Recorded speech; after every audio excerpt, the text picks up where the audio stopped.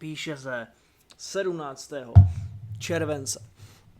17. července roku 2026 a tohle je 19. epizoda Sklepení, která se opět neodehrává ve sklepení, jak je už zvykem, ale já jsem původně měl připravenou, ty vole, to byla epizoda 19, měla být o nějakých epizodách Daredevila, epizoda 20 měla být čistě jenom o finále Daredevila, Born Again samozřejmě, a já jsem v tu dobu potřeboval dodělat věci na premiéru Pokladu krále Šalamouna, takže jsem ty podcasty nenatočil, fakt nebyl prostor na to a jak se to prostě blížilo, tak ani nebyla taková nálada si sednout a natočit něco, když člověk ví, že tím ztrací čas, který potřebuje využít někde jinde.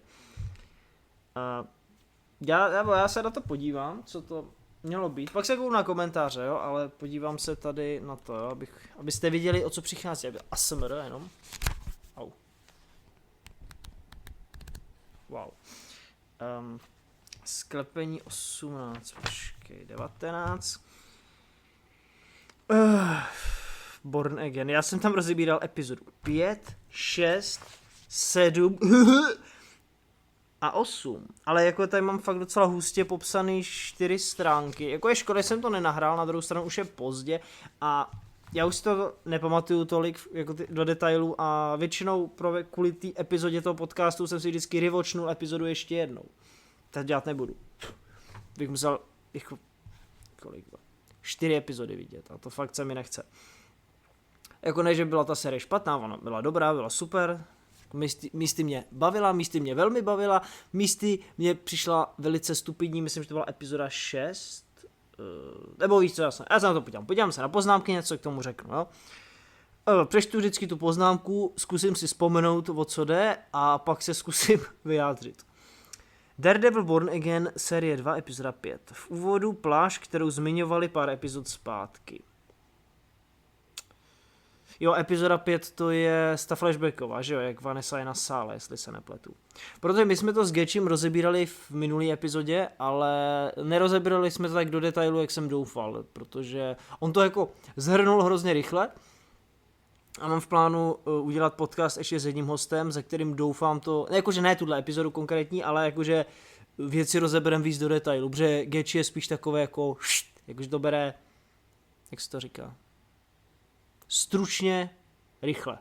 A do toho podcastu se spíš hodí takový jakože delší projev, ale zároveň jako díky tomu jsme s Getchim probrali mnohem víc věcí. Mě nezajímá žádnej free antivirus, jděte do hajzlu. Tak, jsem se rozohnil na začátek. Pláž, no, to je jakoby dobrý, no. Dex a Matt jsou na útěku, Netflix série 1 epizoda s Vladimírem. Jo, to je pravda. Vlastně celá ta epizoda, jak Dex, nebo teda Matt drží toho Dexe a snaží se ho zachránit, aby jako nevykrvácela takhle, tak to byla epizoda s Vladimírem, kdyby nebyla tak dobrá. Víte, tu epizodu, jak vybouchne základna těch Rusů, Vladimír přežije a Matt ho tím v té budově chrání a pak taky nakonec utíkají podzemním tunelem. Flashbacky Vanessa, Králíček ve Vánici, jo, ty flashbacky. Jo, tady mám poznámku, dali do hejzlu ty debilní čáry, jo, u těch flashbacků je vtipný, že na rozdíl od epizody, která má ty debilní čáry, aby to nebylo 16:9, ale taky to aspect ratio, já nevím, prostě širokouhlý, což stejně, vole, na televizi, ani na počítači, ani na mobilu prostě neuvidíte. Jo, dobře, na mobilu to, ne, hovno, jako můžete to přiblížit, no, ale to je tak všechno. Je to úplně k ničemu, protože jenom to zakrývá obraz, který je stejně natočený, který byl vidět v těch flashbackích, který prostě byli lepší a byli i líp nasvícený. Vypadalo to fakt jako od Netflixu. Já chápu, že oni chtějí mít vlastní styl, ale ten styl prostě není zas tak dobrý. Já jsem viděl lidi, kteří říkali, no, že jako, a zas mají koule, aby jako si ten svůj styl drželi, jo. Možná mají koule, ale to neznamená, že to je dobrý rozhodnutí. Protože mě, ne, že by se mi jejich styl nelíbil, ale prostě líbí se mi, jak využívají vizuálně. Moment, já si dám tady pár kostek pod laptop, ať nehučí. se zahřeje a pak to tady bude hučet. Musí být tam zvedlej trochu. Jako to, jak vizuálně ukazují, jak metovi fungují schopnosti a upravují tam aspect ratio, tam je to super. Ale jinde to nepoužívejte, nemusí to být, vole, ukrojený celou dobu. A dost. Jo, flashbacky, blablabla. Hele, to jsem dokonce shrnul poznámky, o kterých jsem ani nevěděl. Galerie z nějakého důvodu je za výlohou. Protože možná jsem blbej, ale ptal jsem se dalších 2 lidí a ty se mnou souhlasili. Galerie v první řadě Daredevila není za výlohou, nevidíte za výlohou ulici, ale je v budově, tam je prostě jako skleněný vchod, jasný, ale máte tam zatím chodbu, kterou přijde Matt nebo Fisk potom v té jedné scéně. Tady je tam zatím město a prostě ta galerie takhle nevypadala. Jako, vole, jak se říká, ďábel je v detailech, ale tohle je jako hodně velký detail, vole. No to není detail. To je něco jako, že třeba, jo, vlastně na to přišel Gechi, já jsem si to do té doby neuvědomil, ale rozeberu to tady. Ne, ale my jsme tam zmiňovali, myslím. Poprvé jsem měl pocit, že sleduju něco na úrovni Netflixu, to je pravda, dokud jsem si neuvědomil tu věc, co mi řekl Gechi. Jo, bál jsem se, že nezabijou Vanessu, pak to vypadalo na manželku Bena Uricha a nakonec dostali koule a zemřela.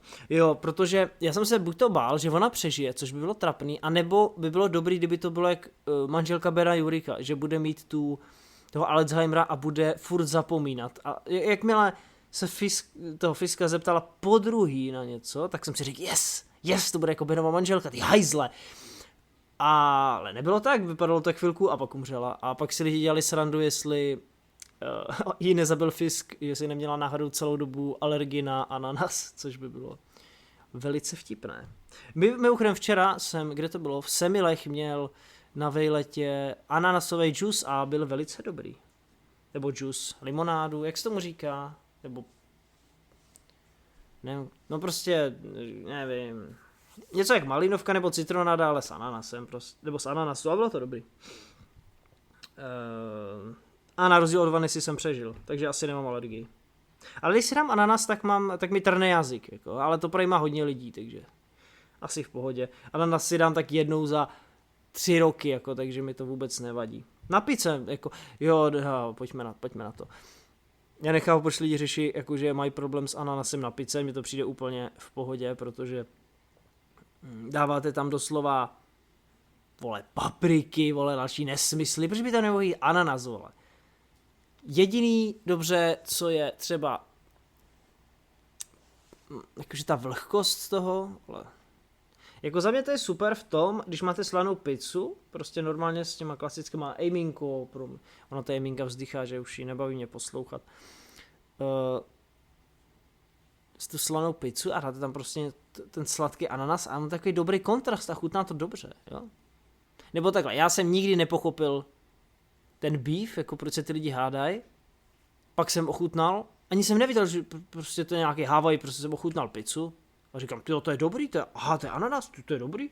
A pak jsem si vzpomněl na to, jak na základce se to hrozně řešilo, tak jsem si řekl jenom, to jsou idioti. Jak můžete se hádat a řešit takovýhle blbosti, to je jako, když se hádají prostě fanoušci fotbalu, ty vole. No dobrý, teď už bych. Právě jsem se napil ze svého kelímku Zoe hlava. Z dovolený, jsme byli v zoo, to bylo dobré. Můžu sem dát fotečky medvídku, ale ananas, s ananasem, takže Vanessa Daredevil, dobrý, už jsem zpátky, trochu jsem odbočil. Timeline flashbacku nedává smysl, Foggy a s Mattem řeší případ přes sérii 1, ale Fisk je v 3. epizodě Goofy, jasný. Tam jde o to, že vy tam máte Matta s Foggym, který jsou ještě u Landmana a Zeka a to je před první sérií. Ale Fisk Vanessu potká až ve 3. epizodě seriálu, což by samo o sobě nevadilo, kdyby ty flashbacky jeli rozděleně, jo, že Matt má svůj flashback a Fisk má svůj flashback, to je v pohodě. Jenže problém je, když tam dáte toho Bucka. já jsem rád, že tam byl Buck, bylo to super, propilo to krásně ten děj, jako, ty vole, že se zná prostě s Wesley. Wesley, můj goat, se vrátil a mluvil o bitcoinech, vole, s Fiskem. Dobrý, no, ale vrátil se Wesley a ukázalo se, že celou dobu zná Bucka. A to mi přišlo hrozně super, jenže to zároveň boří celou strukturu toho děje, který vlastně pak nedává smysl. Protože když Matt řeší ten případ s tím Foggyho bývalým, nebudu říkat kamarádem, protože on ho šikanoval, ale prostě s tím bráchou jeho kamaráda, tak je to před první sérií. Jako. To může být třeba roky, protože oni vlastně přišli o ty peníze, které si našetřili, tak dejme tomu, že to roky předtím, než si vůbec otevřou i kdyby to byly měsíce, to je jedno, tak předtím, než si otevřou prostě tu svoji kancelář, se odehrává tenhle děj. A Wesley najme Bucka, aby zabil toho chlapa, kterýho se snaží zachránit. To je v pohodě, jenže pak je tam ta část s tou Vanessou, s tím obrazem, která se odehrává měsíce, ne-li roky potom, co se tohle všechno děje. Tam nejde o to, že by byl ještě jako separovaná dějová linka, že byste měli Foggyho a Meta, pak Fiska, Wesleyho a Bucka a pak úplně bokem ještě jedna linka s Vanessou. Ne, ono to je všechno dohromady, protože oni se baví o tom, že musí zabít toho chlapa, pak o Bitcoinu a pak, že by mohli investovat do umění. A on tam Fisk, myslím, něco řekne, co nedává smysl s tím, co říká zase v Netflixovém seriálu, jo, prostě mi přijde, že když jako chcete dělat takový flashbacky, tak byste si to měli znova celý kouknout, abyste nenarušovali něco, nebo aby ty postavy neříkali nějaký kraviny, jako pak třeba se lidi stěžovali, že Matt a Foggy mají úplně prohozený osobnosti v tom flashbacku, že Foggy je ten, který jakoby dával všem naději a vidí ve všech dobro a Matt je ten, který to odmítá. Což dává smysl, protože to tak je v původním seriálu, kde prostě Foggy chce odmítnout Karen hned v první epizodě, protože nemá peníze a Matt je ten, který vidí nebo pozná, že říká pravdu a chce jí opravdu pomoct. No. Ale to mi zas tolik nevadilo. Co mi přišlo stupidní je, že Matt musí dostat lekci ve flashbacku od Foggyho, aby zachránil Dexe. Možná je problém v tom, že mě Dex nikdy jako nevadila, jsem ho měl vždycky hrozně rád. Foggyho smrt byla naprosto stupidní a jako úplně trapná, a takže já vlastně, ne, že bych Dexe nesnášel, protože zabil Foggyho, mě to je jedno, mě je líto, co udělali Dexovi prostě. Kvůli tomu, že zabil Foggyho, což bylo úplně vynucený a úplně zbytečný. Nebo mě by nevadilo, kdyby zabili Foggyho ve stylu toho, že byste měli celou epizodu s těma postavama a pak na konci se to stalo. Nebo třeba v půlce série, jo, něco takového, ale prostě oni to dělali v té řadě první tak stupidně, že vlastně mě vůbec nezajímá, že zabil Foggyho, protože to pro mě nebyl Foggy, to byl prostě někdo, jako byl to stejný herec a tak, ale byl to prostě někdo, kdo vypadal jako on, asi to byl on, viděl jsem ho půl minuty na obrazovce a zastřelili ho. Prostě po letech se objeví, umře a na mě to na mě to nemá žádný vliv prostě, to je takový jako trapný. Já jsem byl spíš, mám natočenou reakci, bude to v nějakým animationu, sem to dávat nebudu, protože myslím, že už to nemám, že to je zeditovaný a ten původní záznam je smazaný. Ale natočil jsem svoji živou reakci, jak na to koukám a já se tam začnu prostě smát tomu, jak to jako vypadá vtipně. Já jsem tušil, že se něco takového stane, ale nevěděl jsem to, že jo, jsem se vyhýbal spoilerům. A pak jsem se naštval, když Dex sletí z té střechy, když ho Matt schodí, tak jsem odešel a vstal jsem. Za první mě naštvalo, že ho schodili. Za druhý mě naštvalo, že Matt porušil svoje pravidlo. Hned první epizodu, předtím jsme ho viděli ve třetí sérii, která je celá o tom, že to pravidlo neporuší, no fajn, dobře. Prostě debilní, no dobře. Buck má skvělý sound efekt. Jo, tam když se objeví Buck, tak dělá takový nějaký prostě dobrý zvuk, hrozně takový jako dramatický, jo, jak se to jmenuje? Tension, nebo jak je to slovo? No prostě je to skvělý. Na konci epizody jsou slyšet vlny, pík, jo, protože Vanessa umře a vy slyšíte jen vlny, jakože ostrov, chápete? Protože na tom ostrově byly s Fiskem, fajn. Ty vole, já říkám, hele, že to nechám bejt a 13 minut už o tom je, 15 minut, ty vole, a dobře, tak jo. Daredevil série 2, epizoda 6. Fisk zabije doktora, Acceptable, jo, to je stupidní, protože on ho zabije doslova, jakože ne před svědkama, ale zabije ho na veřejném místě, kde to kdokoliv může vidět a pak jenom kejvne na Bucka, ať to uklidí. Chudák Buck, chtělo by se vám to uklízet, abych normálně nahlásil. No má, hej vole, odvejte si ho prostě. Hrozný idiot v téhle sérii. Nebo jak zabil toho trenéra, když boxovali, tyhle, to byla úplně nejdebilnější, nejzbytečnější smrt prostě, kterou kdy Fisk způsobil. Jessica je back a má dítě s Lukem Cagem. Yes. Definitivně jedna z věcí a líbí se mi, že když tam Jessica objeví, že tam máte jako akci, ale nevidíte, kdo to je a pak se tam objeví Jessica, že jo, tak tam je takový ten zvuk z toho jejího intra, jak má na konci intra, nevím, jak ten zvuk popsat prostě, ale ti, co ví, tak ví. Asi nejslabší epizoda, souhlasím se svým minulým já. Akce s Mattem a Jess je mid, ano je prostě úplně o ničem, necítil jsem žádný. Doslova vidíte poprvé Daredevila a Jessica, nebo tak po druhý. Daredevila a Jessica Jones prostě, tak dobře, tak po letech je vidíte prostě v akci a nic, prostě nic necítím. Je to úplně o ničem, nevím prostě čím to je. Možná tím, jak to točí, jak to je záběrovaný, jak ta akce je natočená, protože to bylo vtipný. Já jsem viděl jaký prostě, to byli studenti nebo jaký amatéři, prostě jenom točili akční scény. Něco jak máte před filmem, takový ty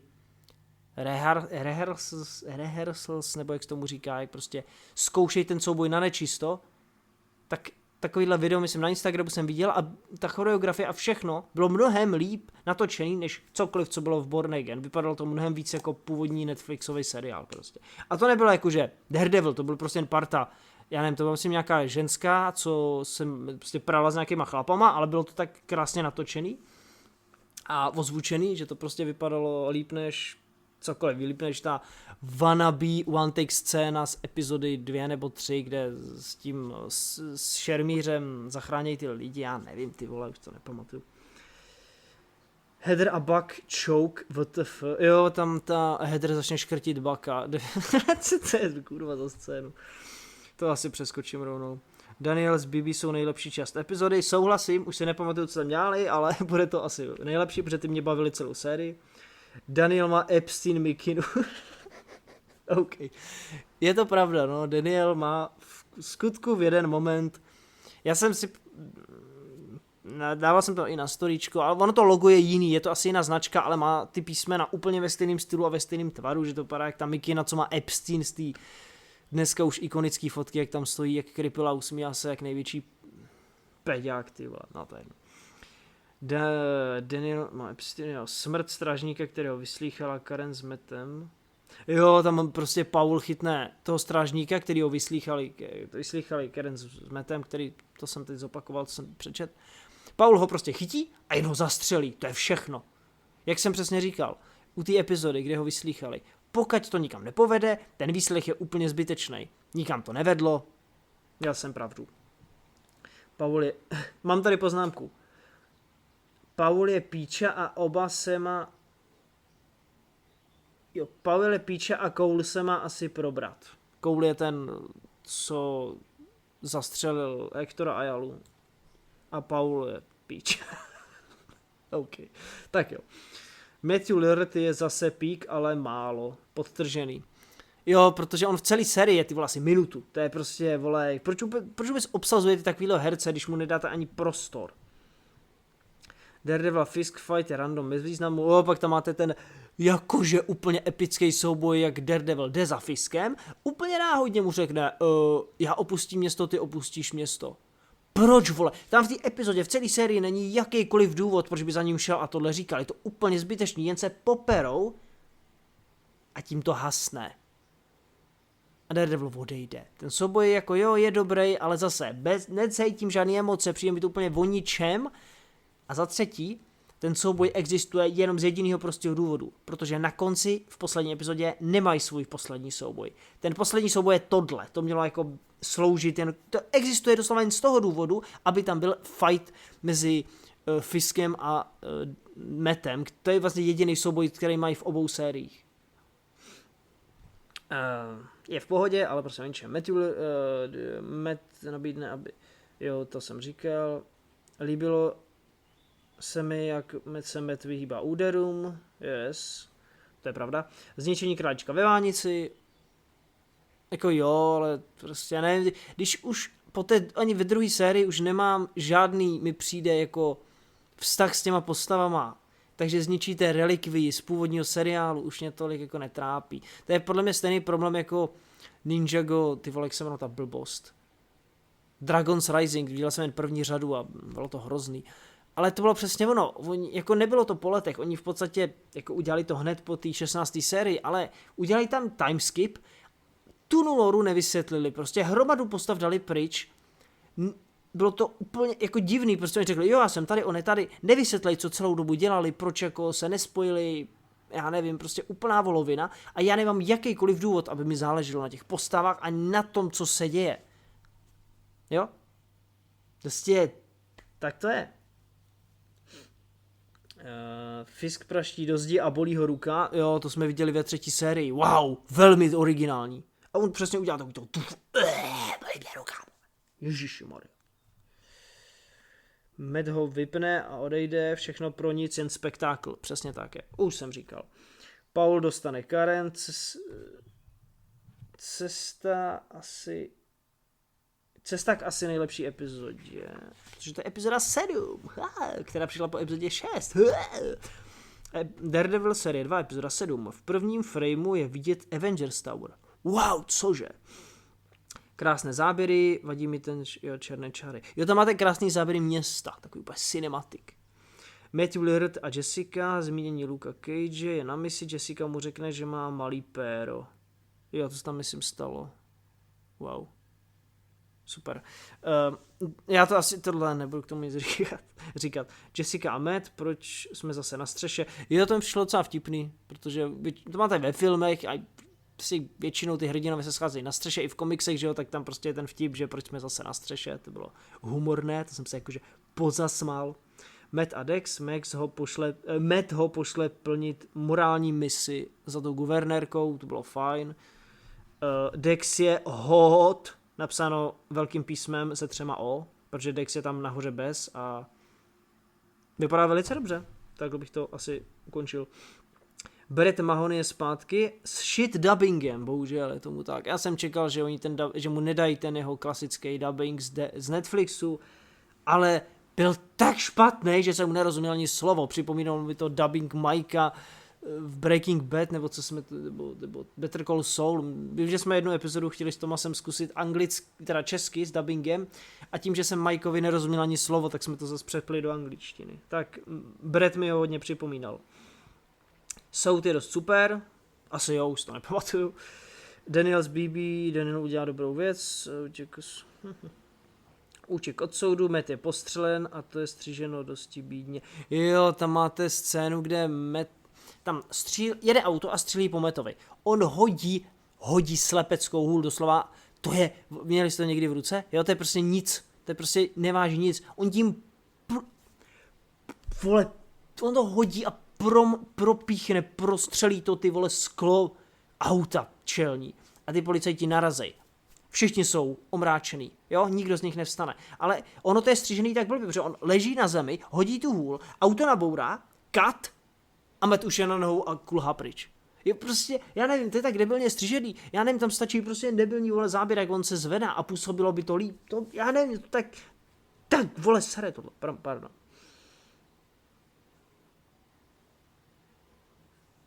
Už jsem v klidu. Daniel udělá blablabla. Dex zachrání guvernérku Peak.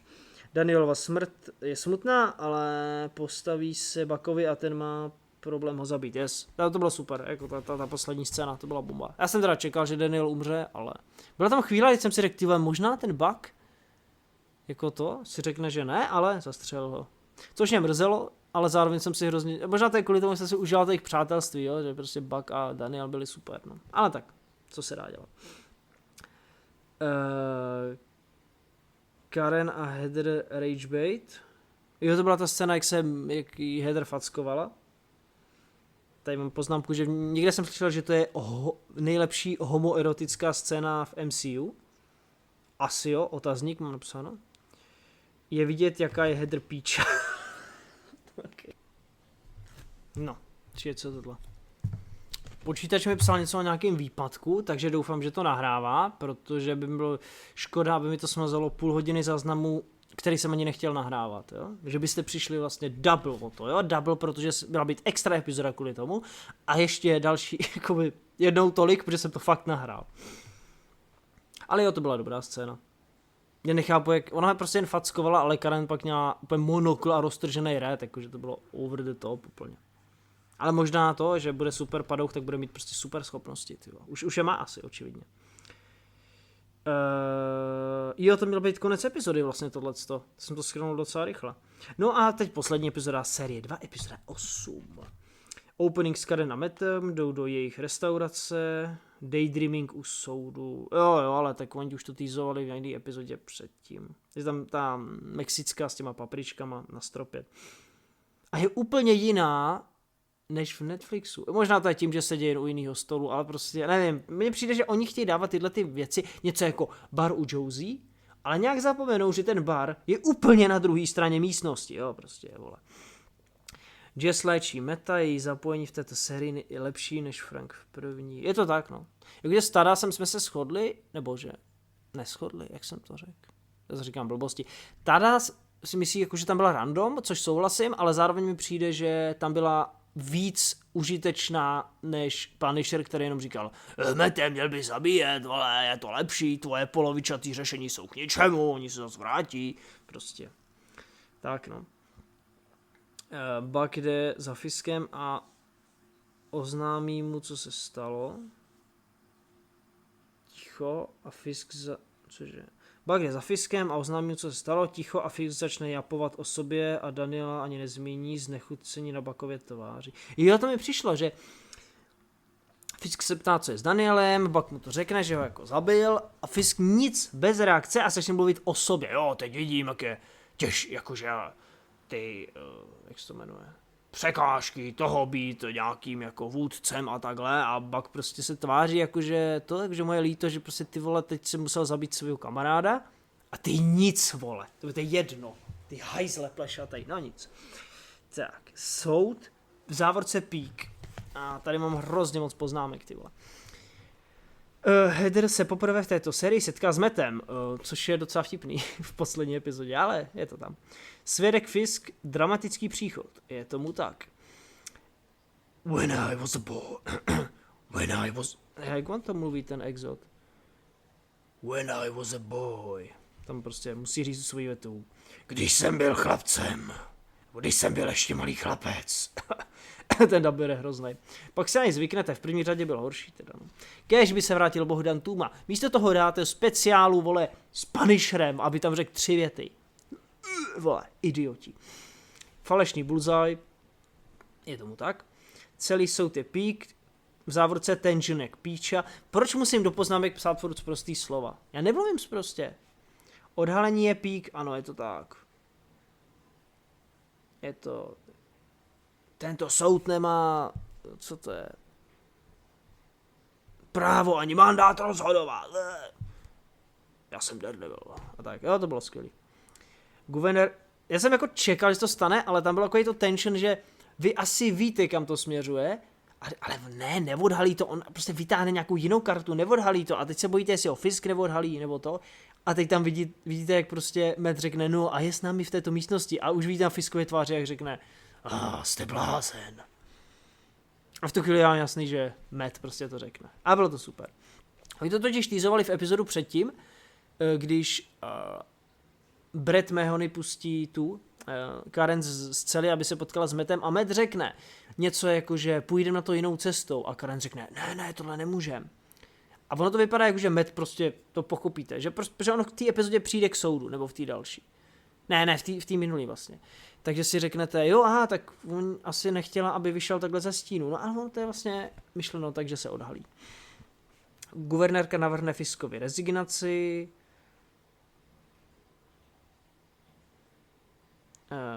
Jo, tady to je vtipný. že ona mu řekne, Fisku, měl byste rezignovat, a on, to, co tady děláte, se dělá po krocích, tak je tady započněte. A já jsem si tady napsal poznámku, mi to přišlo vtipný, protože v první řadě Fisk řekne, musíme zavalit díru, musíme obnovit doky a tyhle věci. A Sheila mu řekne, no ale pane starosto, jako to nemůžete sem přijít a udělat tohle. Je to po krocích, musíte nejdřív sem, pak musíte sem, pak musíte zařídit tohle, pak musíte tohle. A on prostě, že jo, se musí učit tyhle věci, když je starosta. A teď se mi líbí, že oni to fakt použili, že on sám někomu řekne, dělá se to po krocích, nemůžeš mě prostě tak odvolat, musíš nejdřív zařídit tohle. To bylo pěkné. Jsem ani neviděl, že jsem viděl nějaký recenze, že někdo by tohle zmínil, takže je to tady. Finální reportáž falešného Fiska, odhalení BB, prostě jako whatever, věděli jsme to. Cole x Powell, Angela před soudem. Jo, to bylo dobrý, že jako nevím, že mu to trvalo tak dlouho, ale prostě Cole se probere, praští Paula, že pane bože, když si řekl, že zabil tvýho kolegu, tak jsem ho prostě zastřelil, mluvím o Hectoru Ayalovi, ale musela přijít Angela, aby řekla, ne, můj starý David policajta nezabil. A Cole, cože, Paule, řekl jsi mi, že zabil. Jakože bylo to goofy, ale hrozně jsem si užil ten moment, když Cole praštil Paula tou pistolí. Daredevil s Jessicou versus Anti-Villain Task Force je OK. Jako jo, prostě normální akční scéna, mělo by to být epický, ale není to nic extra. Fisk masakrující protestanty je bomba. A je tomu tak, jakože nedává to smysl, je to normální člověk, nemůže prostě vzít někoho a přerazit, zvednout ho nad hlavu a přerazit mu záda o sloup, nebo někoho praštit, aby odletěl 5 metrů a úplně se rozbil jak prostě Lego vozeť, jo. Ale bylo to fakt super, že on vylezl a praštil toho prvního, tak jsem se úplně lekl, říkám, ty vole, jakože dobře, bylo mi jasný, že se třeba s ním popere, ale ne, že tam úplně bude masakrovat, ty bude celý od krve, ale bylo to super. Jako. Nereálný, ale super. Finále super, žádný fight, už dává smysl ten souboj v epizodě 6, jo, to jsem zmiňoval. Stejně jako minulou epizodu mi bušilo srdce Absolute Cinema, takové napětí naposled u série 3 nebo 5. série Grima. Je tomu tak, protože to jsem dlouho neměl, jakože bych koukal na seriál a buď to by mi bušilo srdce nebo tak. Jakože podle mě největší takovejhle zážitek jsem měl, když jsem koukal na 5. sérii Grima, protože tam máte to finále.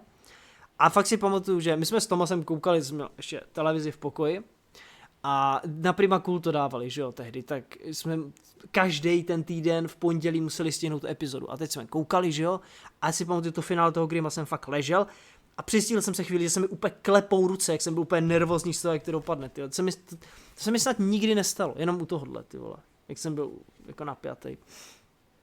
A teda samozřejmě u 3. série Daredevil, to se mi neklepaly ruce, to jak mu bušilo srdce, jakože to úplně, to je úžasné a takhle. Což se mi stalo i tady, ale ne tak docela, jo, nebylo to úplně jak u té 3. série Daredevil, ale bylo to prostě jakože super. Epilog, kde to je? Jo, ještě, jo, vlastně jak se tam domluví s Fiskem, prostě whatever, domluvej se, no tak jakoby dobrý. Přišlo mi to právě jakože vynechali ten fight, právě proto ho dali do 6. série, protože tady už bojovat nebudou.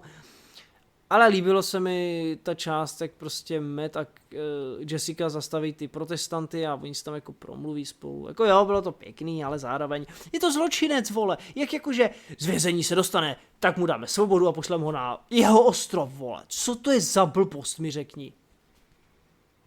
Epilog. Matt s Karen v jejich restauraci, Metova začení, jo, to bylo pěkné. A já jsem čekal, jak se něco takového stane, už jen kvůli tomu, že Mike Coulter sdílel fotku, kde s Karen, s Mattem jsou vyfocený. Matt má na sobě věznický mundur, takže jako spoilery, ale dobře. Jessica je s dcerou v kanceláři svojí, já nevím, proč já myslel, že jako už, že oni tam minulý epizod, nebo jedný z těch předešlých epizod Jessica byla na předměstí v domě a teď najednou je zase ve městě ve své kanceláři a nepochopil jsem to. Luke Cage se objeví s jiným dubbingem, protože daboval ho původně Michal Holán a ten dabuje Sama Wilsona, takže to nejde. Což mě štve, že nemůže dabovat Gambita, ty vole, ten tak skvělej na Channinga Tatuma.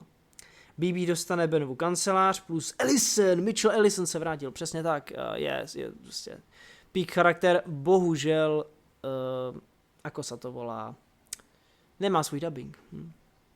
Matthew Lillard v letadle s Dexem, jo, to bylo pěkné. Heather s maskou Muse, v závorce Ezajse, takže já to říkal, nasadí si masku a v zrcadle vidí sama sebe, jak bylo řečeno u soudu. Jo, u soudu, ona právě něco říká, že ty lidi, ty samozvanci jsou sami sebou, když mají na sobě tu masku. A teď se to jako ukázalo jejím pohledem. Matt ve vězení, Paul, Cole a td. Fisk na pláži, ostrova, Vanessa, jasně, chápeme. Matt ve vězení, jakože podle mě to bude nejspíš jako 7. série Arrow, kde půlka série ve vězení a pak se dostane ven a bude to na hovno.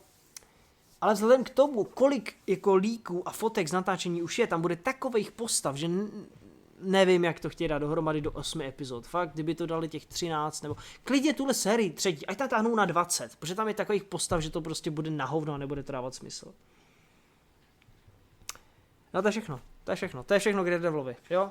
Mělo to být celý 2 epizody o tom. Mohl bych tohle vydat jako samostatný díl, chce se mi? Asi ne. A nebo že bych tohle vydal jako kratší půlhodinovou epizodu. To bych jako asi teoreticky mohl, ale vzhledem k tomu. Počkej, já se kouknu. Ještě jsem zjistil milem, že v počítači mám nahranou půlhodinovou yapping session o Punisher Special Presentation One Last Kill, takže tato epizoda nebude mít 40 minut, ale mnohem víc, takže užívejte a snad to i přežijete do konce. Ha!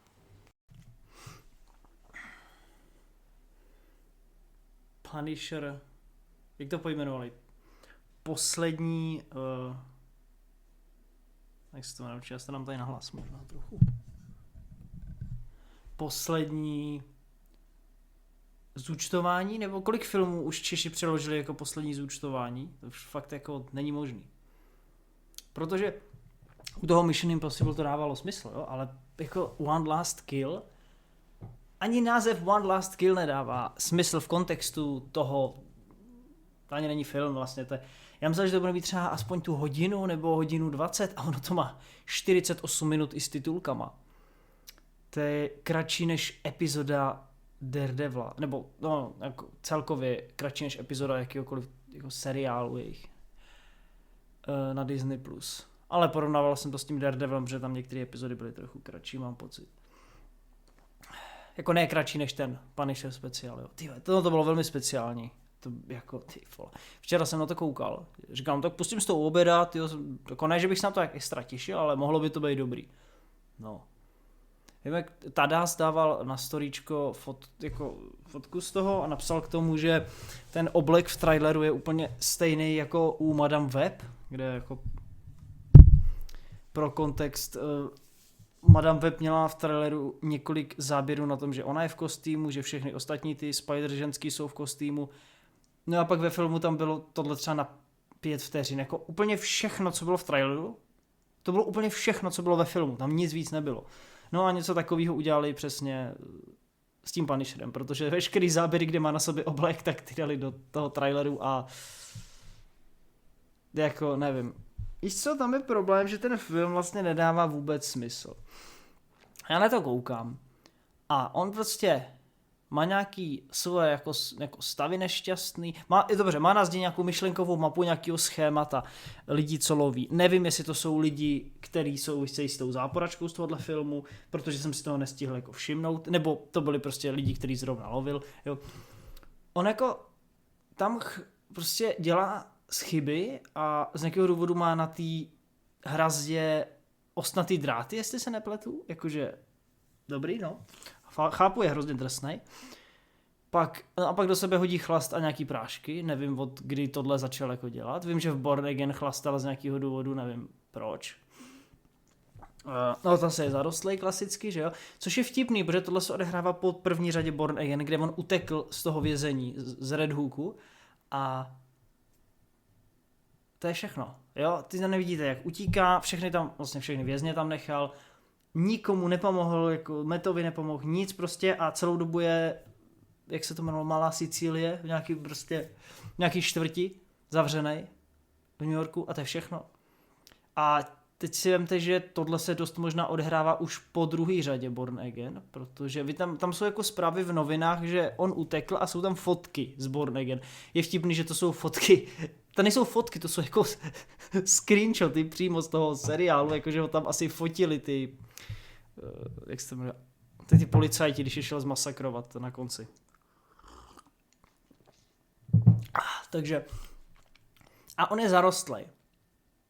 A ono chvíli trvá, jo, protože on byl zarostlej, pak se oholil na poslední epizodu a teď je zase zarostlej, jo, takže on jako utekl a několik měsíců je tam jako zavřenej a teď fakt nevím, jestli jako lovil lidi, nebo tam byl, on tam měl tu myšlenkovou mapu, ale nebylo vysvětlený, co to je. Pořádně. No to je jedno, no tak prostě pak tam řve, pak má nějaký halucinace divný, pak tam jako na něj řvou 3 lidi a on mezi tím hejbe divně rukou, jako Bůh ví, co si tam dělá s ní. A co tam máme dál? Jo, pak prostě si vezme mikinu a jde se projít po městě, mám pocit. A celý ten, já nebudu říkat film, prostě celá tahle věc, já jsem včera, mě to napadlo, to shrnout jako, máte prostě děj, který tam není víceméně. Nemá tam žádný příběh, nic, prostě máte věci, co se odehrávají a jsou tam, myslím, 4 setupy, u kterých je úplně jasný, že na ně bude payoff. Je tam na začátku chlap, který mu nějaký idioti zabijou psa a seberou mu kšiltovku. Je jasný, že to se vyřeší. Frank potká holčičku v kavárně. Jasný. Víme, to bude zase důležitý za chvíli. Jde se podívat na náhrobky své rodiny a nechá tam klíč k tašce se svýma zbraněma. Jo, mimochodem to není kufr, to je taška, to se dá rozříznout, kdyby se do ní chtěl dostat, jo, ale prostě má to na zámek. Nechá tam ten klíček, to je další, to už je 3. setup a mám pocit, že tam bylo ještě něco a na to jsem asi zapomněl. Jo, prostě tyhle 3 věci, možná ještě jedna, teď se nejsem jistý, ale minimálně tyhle 3 věci mají mít nějaký význam, jo, a jako už jak na to koukáte, říkám, jo, jasný, tohle, jo, jasný, a takhle to jako je vlastně celou dobu, jo. No a tak na to koukám a říkám, tyjo, když se začne něco dít, jako zajímavého, kdy mě to začne bavit, protože on jenom byl u sebe doma, dělal chyby, pak začal mít halucinace, pak se šel projít do města, vzal si kafe, šel ke svý rodině k hrobu, kde mimochodem říká furt ty stejné věci dokola. Je to tam už po několikátý, nejlepší to bylo asi v 2. řadě Daredevila. Jenže oni to pak museli vytáhnout v jeho seriálu znovu, že jo? Jako ne tu rodinu, ale celkově ta záhada v vozovkách ohledně toho, jak umřeli a takhle. Že to řeší znova, má tam ještě na to flashbacky a všechno možný. V Born Again zase něco o tom plácá a teď zase, no to je jedno. A pak jde zpátky zase domů celý město, že tam máte fakt jako takových záběrů, kde jenom ten prostě Punisher chodí po městě. To je všechno, jenom chodí po městě. Jako Dobrý. Na to potřebujete takový, já nevím, jaký byl ten rozpočet, ale počítám, že byl mnohem větší, než na to, abyste dělali záběr, jak chodí po městě. A pak jde k sobě domů a najednou tam na něj volá ženská na vozejku, blábla, něco na něj plácá a tak říkám, jo, jasně, teď bude chtít jako od něj, aby pro ní něco udělal nebo jí s něčím pomohl. No a pak se ukáže, že vlastně ne, on jí popisuje historii, jako že někdo že jí vyvraždil rodinu a tohle a tamto a pak řekne, že to byl vlastně Frank, že on za to může a ona se mu chce pomstít a že teď všichni lidi, co tam v okolí jsou, tak pro ně dřív dělali a budou ho zabít a má čas do 6:30 do večera, než všichni na něj naběhnou, jako nevím, mohli na něj naběhnout rovnou, nevím, proč mu dali ten čas, jako symbolicky, že to bylo hrozně vtipný, ten byl flashback, že Frank zabíjel jejího syna a ona řekla, a tenhle čas se mi vril do paměti, protože on prostě vytáhl jejího syna a ona se otočila a koukla se na hodiny nebo jako na čas v autě. Jakože, aby asi věděla, kolik je hodin a pak se teprve otočila a koukala, jak Frank zabíje jejího syna. To bylo hrozně zajímavé, jako ty vole. Že ona byla na vozejku, tak říkám, to bylo zajímavé, kdyby on ho zastřelil a ta kulka proletěla skrz něj a ještě z ní udělala jako nemohoucího, ale ne, prostě jen na vozejku. To je jedno, jo, takže to bylo úplně stupidní, to už jsem se jako uchechtával, že si říkám, ty vole, co to je, jako. pak jde domů, má tam halucinaci s Karen a pak na ně naběhnou všichni. A jako... Pak tam je jako fakt super, asi nevím, 20 nebo jak minut dlouhá akční scéna. Končí to tím, že tu ženskou nechá pak, protože ona se dostane z toho bytového komplexu, se probojuje ven a vidí tam tu ženskou na vozíku a chce jít po ní a místo toho slyší holčičku, tak jako jde na pomoc a logicky jako to mohl dělat celou dobu. Tam bylo několik momentů, kde takovýhle situace se děly, kde na ulici někdo někoho mlátil nebo zastřelil a jeho to nezajímalo, ale je tam malá holčička. A protože on měl malou dceru, tak jako si to vezme k srdci a dej pomoc, no to je jedno. Což bylo jasný, protože v té kavárně už byl, tam si kupoval to kafe, ty vole, jo. Tak ji zachrání, zase úplně přehnaně brutální, jako někdy mi přišly ty scény, až jako, že jsou brutální, jen aby byly brutální, jo. Jakože tam Frank někoho zabije propiskou, bodne ho třeba 160krát jenom tak. Už je mrtvý, já furt do něj bodá, jako dobrý, no, chápu. A pak prostě, nevím, co to řekne, pak jde zase na ten hřbitov, vezme si ten klíček a teď čekáte, že půjde po té ženský, ne? Protože ho chce zabít. A místo toho tam je zase ten dědek, který mu ten hajzl zabil psa. A ten dědek, teda ten debil chce praštit starou paní baseballkou, ale Frank na něj naběhne a že ho bodne, že ale tohle nedělej. A objeví se tam ten dědek a řekne, sebral mi kšiltovku, tak mu Frank vrátí tu kšiltovku, co mu ten hajzl vzal. A dědek řekne, jo, a to není jediný, co mi vzal, jako, protože mu zabil toho psa. A kluk utíká a Frank prostě vytáhne sekeru od někať a hodí to a zabije toho kluka. Ne, vlastně, on jen trefí, pak k němu dojde a pak ho zastřelí a to je záběr, který myslím dali na náhledovku traileru na YouTube. A to je konec. Tam se vystřelí a najdu tam Punisher One Last Kill. Jako, já jsem říkám, počkej, jako co ten název vůbec znamená? Pak si říkám, hele, nejspíš to je jakože zabil celou rodinu a jedno poslední zabití mu chybělo k tomu, aby to dokončil a nechal žít tu ženskou, což se vůbec nevyřešilo, nevím. Ale to je taková kravina ten film, nebo speciál, nebo co to je. Protože ono to začne tím, že je zavřený. Přesně, oni nevysvětlí, proč je tam zavřený v tom bytě na začátku, proč je nešťastný, proč má halucinace, proč mu jebe, proč chlastá a fetuje. A proč zase chodí k té rodině ten hřbitov každý den, asi nevím. A jako... Já to chápu, že asi má tyhle problémy, ale už jsme to viděli několikrát a jako... Už je to zase o Frank vole, který si řekne, nebudu Punisher, na konci, tak budu Punisher. A tohle už tady bylo několikrát. Bylo to v Daredevilovi v druhé řadě, se rozhodl, že bude Punisherem. Jeho vlastní seriál začíná tím, že je montáž, kde zabíjí lidi a pak vezme tu svoji vestu a spálí ji. A pak z nějakého důvodu si lidi myslí, že Punisher je mrtvej, nevím, kde na to přišli. A na konci... pak je teda zase Punisher, že jo? A druhá řada začíná tím, že jako, já si pamatuju dobře, tak jako není Punisher, nebo jako, že jde od toho bokem nějak. A pak zase je Punisher. Na konci, druhá série končí tím, že jsem Punisher, tady střílím do lidí. A pak přijde Born Again a on zase někde zalezlej a zase není Punisher. A pak na konci epizody přijde, na konci série přijde, jsem zase Punisher, mám svou vestu a voholil jsem se. A pak začne tohle, kde zase není Punisher, zase je zarostlej. A na konci musí zase zjistit, já budu Punisher. Ty vole, kolikrát to ještě budeš dělat, ty idiote, ty schizofrenik, ne ty vole. Ale si pamatuju, jak to promovali, že na scénáři se podílel sám John Bernthal. Super, podílel se na tom a bylo to úplně na hovno, takže doufám, že jeho vliv byl fakt minimální. Doufám, že měl vliv jenom na akční scény, protože ten příběh v podstatě neexistoval. Záporačka, ta je prej asi z komiksů jsem slyšel, je mi to jedno, bylo to na hovno. Jako, prostě tam seděla, řekla, zabil jste mi rodinu a teď si vám postím úplně nejdementnějším způsobem. A to je všechno.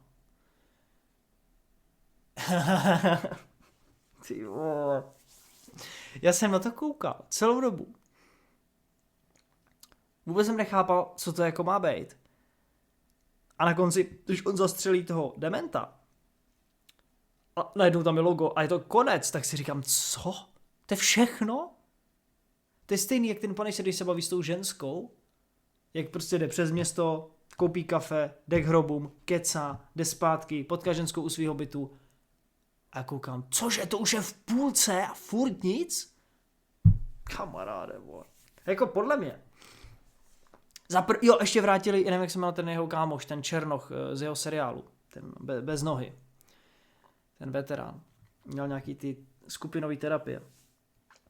Proč tyhle seženou takovýhle herce? Proč seženou Deboru Ann Wall jako Karen? Proč seženou tyhle lidi a dají je jako debilní halucinace?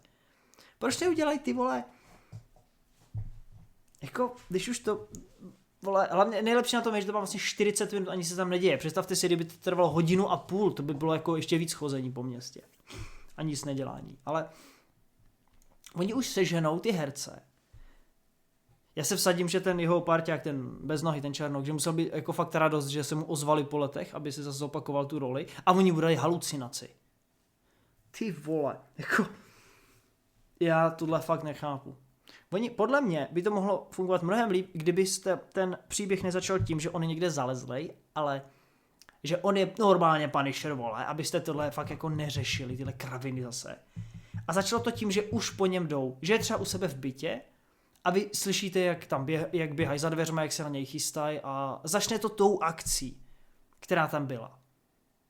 Nemusí mít na sobě nutně ten oblek, ale jako jestli věděl, že po něm jdou, tak jsem mohl být připravený a vlastně ta kravina, že nechci být Punisher, už mě unavuje. Takže to by bylo docela super, kdyby to začalo tou akcí a pak by byl nějaký zajímavý i příběh.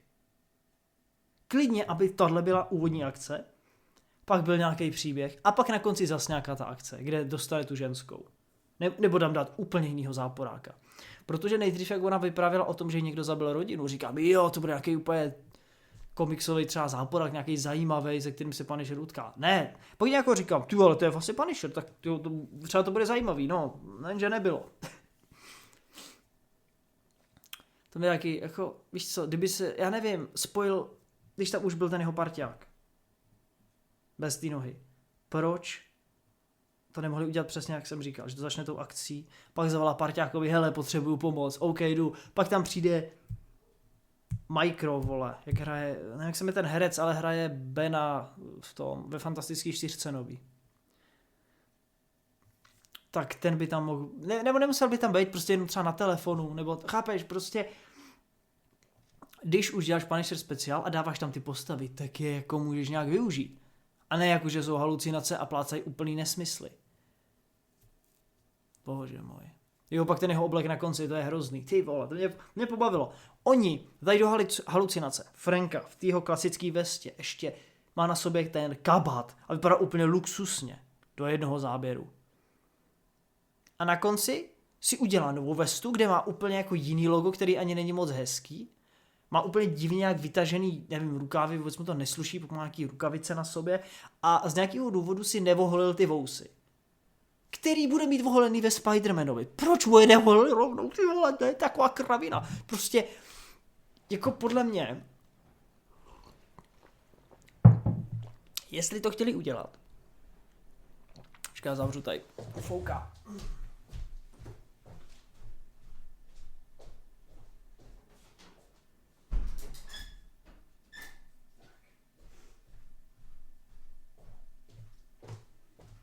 Jestli to chtěli udělat, tak za mě by bylo lepší, kdyby to začalo, jak říkám, že je furt Punisher a takhle, ale odehrá, protože on tolik nestárne, odehrávalo by se to mezi druhou řadou Punishera a první řadou Born Again. Aby to trošku taky vysvětlilo, proč do prdele v Born Again je zase zavřený někde ve sklepě zarostlej a nic ho nezajímá. Chápeš? Prostě kolikrát ještě tady bude moment, kdy Punisher prostě je zarostlý hovado a nic nedělá. Tohle už je po třetí. Doslova po třetí. První řada tím začínala. První řada Punishera začíná tím, že dělá dělníka a je zarostlý hovado. První řada Born Again, zarostlý hovado, nic nedělá. a jeho speciál zarostlý hovado nic nedělá. A ještě jednou to tam dáte a já to ztratím normálně. Nerozumím tomu. A ne, víš co, celá ta věc, kde oni furt jako, jo, jsem smutný kvůli rodině. My víme, ale nemusíš to opakovat furt. Jo, chápeš? Prostě v tom, já chápu, že když to máš v reálu, tak to prostě nezmizí, ale když to máš, vole, v příběhu, tak by se tomu měla věnovat nějaká část a pak by se měl, ne že posunout, ale měl by se nějak s tím naučit žít a nevracet to furt znova zpátky, protože to pak je únavný a už to nikoho nezajímá. Je to tak neskutečně repetitivní, že mi to je úplně uprdele. A že, nejsem jistý, ale mám pocit, že sehnali i tu stejnou herečku do těch halucinací, jako hrála jeho manželku v Punisher seriálu. Nejsem si jistý. Děcka určitě nebudou stejný, protože ty vyrostly už, ale manželka možná bude stejná. Nebo tam, víš co, taky to bylo dobrý, tam byly prostě nějaký momenty, kdy má halucinace nějakých dalších vojáků z Afganistanu. Proč tam nedali třeba toho, co byl u soudu, u Punishera v druhé řadě, toho je velitele, toho Kozlova, nebo jak se jmenoval. Počkej, Kovař, nebo jak se jmenoval, počkej, já se kouknu. Já se kouknu, jestli on náhodou neumřel, ty vole, protože, počkej, kde on hrál? V Pingvinovi, že jo? Penguin, počkej. Tak, obsazení. Clancy Brown. Tak. Neumřel. To ještě furt žije. No proč tam nedali ty vole? Ty halucinace, když už tam dávali všechny. Kurňa. A dost, vole. A dost, tak. A já jsem se chtěl podívat, jestli Punisher má vůbec ten dubbing, protože jsem se chtěl koukat v dubbingu. A pak mi došlo, no počkej, ale když vycházel Daredevil, tak jsem se díval den potom v dubbingu, takže je možný. Hele, už tady mají dubbing, tak pojď, jdem se podívat. Mě zajímá, jestli má stejný dubbing, ty vole. Protože mám pocit, že nemá. Jako v traileru nebyl slyšet, ale z nějakého důvodu Bohdan Tuma daboval toho jeho parťáka, což byl neskutečný fakáč.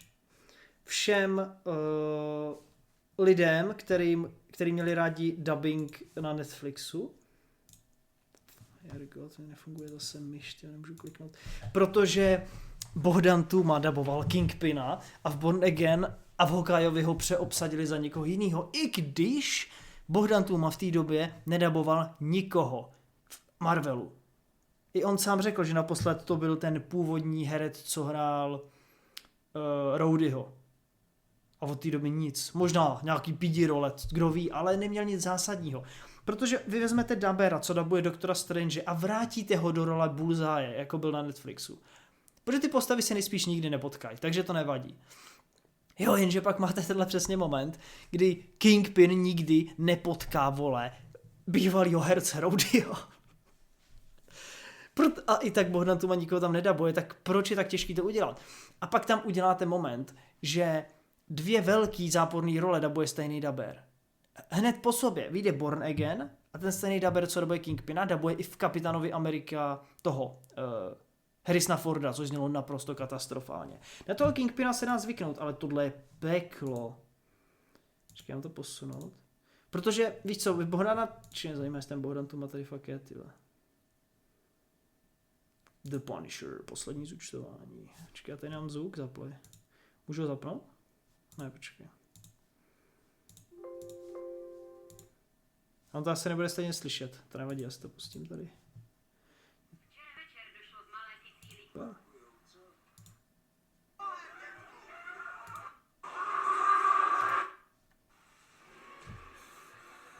Tak se ukaž.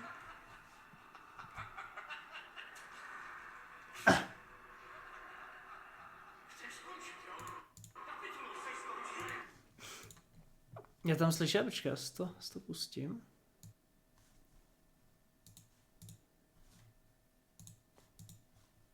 Jole.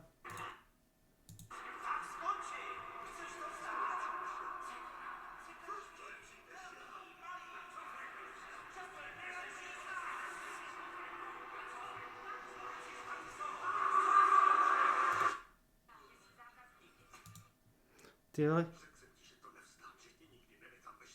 Ty vole. Oni mu fakt dali úplně jiný dubbing. Ty vole, chápeš to?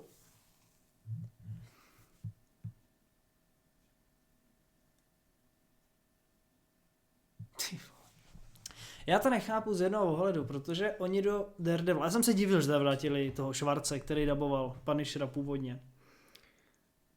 Ale oni ho vrátili do Born Again, tak jsem čuměl, říkám, wow. Jakože nevrátili jste Meta, nevrátili jste Fiska, vrátili jste aspoň Karen Foggyho a Franka. V druhé řadě zase nevrátili toho. Jež, jak se jmenoval. Ten policajt, ty vole, jsem zapomněl. Jak ho nahradili Cherrym v první řadě. Brett, jo. Tak Braddovi dali úplně hrozný dubbing do druhé řady, Born Again. Jessica má vlastně stejný dubbing. A to je vtipný, protože Jessica a Daredevil byly jediný seriály s dubbingem a ignorovali se navzájem, že když některé postavy se objevily v druhém seriálu, tak měli jiný dubbing. Jo? Ale tady tu Jessiku dali správně, tak to jsem měla radost, ale třeba i Ellison měl v poslední epizodě a ten měl asi jednu větu, takže to chápu, že to asi neřešili. A u toho Breda mě to mrzelo. A jako pak toho Punishera vrátíte ve výsledku a pak mu ten dubbing zase změníte, to mě pojeb, tomu ho měli změnit rovnou od začátku, ne? Štvalo by mě to stejně, ale teď to přijde úplně stupidní. Plus jako jestli bude i tenhle dubbing ve Spider-Manovi, ty vole, tak jako sorry. Jako takhle, u toho speciálu mi to je trochu jedno, protože já si ho nikdy už znova pouštět nebudu, to je úplně hrozný, to je fakt katastrofa. Já si ho nikdy pouštět už nebudu, ale štve mě to kvůli těch lidem, kteří si to budou chtít pustit. Víš co, mě zajímá Karen ještě, jestli má stejný dubbing.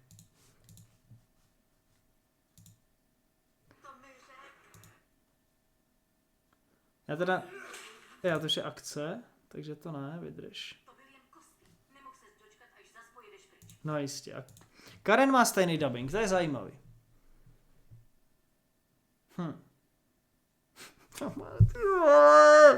Ty vole, co idioti. No nic.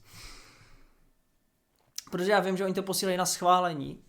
Já nevím, jestli to dělali u Netflixu, ale teď to určitě dělají. Tak je zajímavý, jak to, že jim schválili Schwarze předtím a teď ne, jako? Najednou, nebo co? Ale víš co, mě to stačilo asi. Doufám, že jsem řekl všechno, co jsem chtěl. Ten film speciál byl hroznej. Mluvil jsem tady o tom díl, než jsem chtěl. Chci jsem tohle nahrát jako takovou vsuvku do podcastu, protože tohle nebudu dělat jako plnohodnotnou epizodu teď. Jen jsem chtěl tohle nahrát, protože teď momentálně nemám na celou epizodu čas. Teď musím editovat Poklad krále Šalamouna, ať to stihnu. A dobrý. No nic, tak zpátky do podcastu. Předávám slovo Ludvíkovi z budoucnosti. Moment, ještě něco. Jsem se teď koukl, Bohdan tu má opravdu dabuje toho jeho parťáka bez nohy. Takže krásný fakáč. A zapomněl jsem, já jsem to chtěl říct předtím a pak jsem na to zapomněl. O tom speciálním efektu krásným, jak Franka schodí ze střechy, jeden z těch chlapů, co ho chtějí zabít. Frank ho ještě předtím stihne zastřelit, než dopadne. A když dopadne, tak to vypadá naprosto úžasně. Já si pamatuju, jako kdyby to bylo dávno, bylo to včera touhle dobou. Tak když jsem na to koukal, on tam prostě dopadne a vypadá to jak z nějaký videohry, já nevím, z roku 2010, vypadá to úplně katastrofálně, jak jsem se nad tím zasmal. Říkám, co to vole je? To je úplně strašný. To je snad jako jedinej jako CGI efekt teoretický, který tam může být. A vypadá to úplně odporně, katastrofálně. A když jsem právě chtěl dávat už nějakou recenzi na Instagram do příběhu, tak už jsem viděl mými na to debilní efekt. Já nevím, to je tak těžký, když už ho máš na lanech a pouštíš ho dolů, to je tak těžký natočit nějaký dopad. S kaskadérem třeba. Oni to prostě udělají přes počítačový efekt. Ty vole, vypadá to fakt tragicky. No nic, tohle bude všechno. Všechno. Jo. Já jsem nečetl ani komentáře, nic, jen jsem japoval o tom Daredevilovi. Protože mám takovou pěknou náhledovku, se mi líbila, to jsem si udělal, ale to už jsem dělal hodně dlouho zpátky. Jakože to bylo, tak kde ji mám? Je to tahle? Epizoda 19? 10. května a 17. července.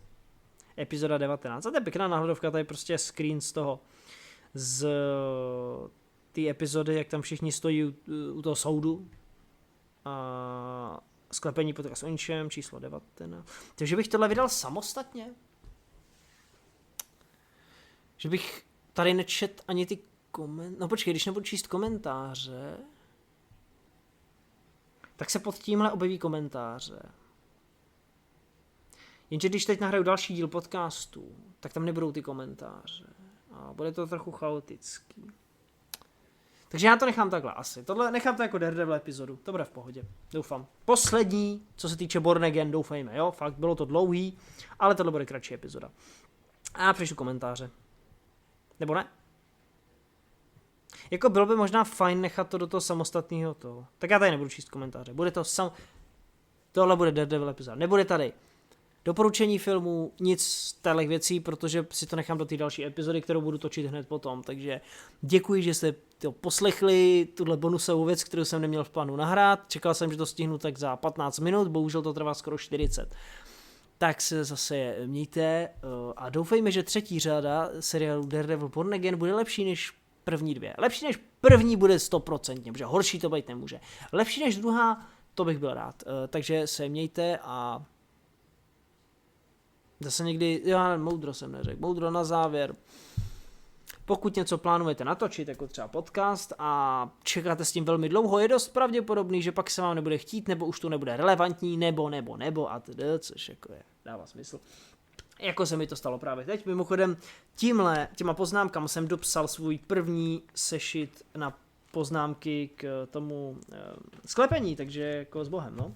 A doma jsem mezi svýma sešitama nebo zápisníkama nenašel žádnej volnej, protože já chci úplně prázdnej, čistý, abych tam měl čistě jen sklepení, aby se mi to nemixovalo s brick filmama.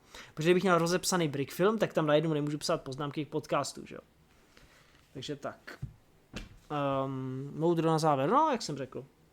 A mějte vždycky radši zápisník navíc, když píšete scénáře, nebo když píšete všeobecně, nebo kreslíte, malujete a takhle. Vždycky je lepší mít něco čistě prázdného, kdybyste chtěli začít s něčím novým. Tak se mějte s Bohem a tyjo, neměl bych říkat Ninjago, neměl bych říkat Bruce White, ale něco jiného. When I was a boy. Wow. Velice plešaté.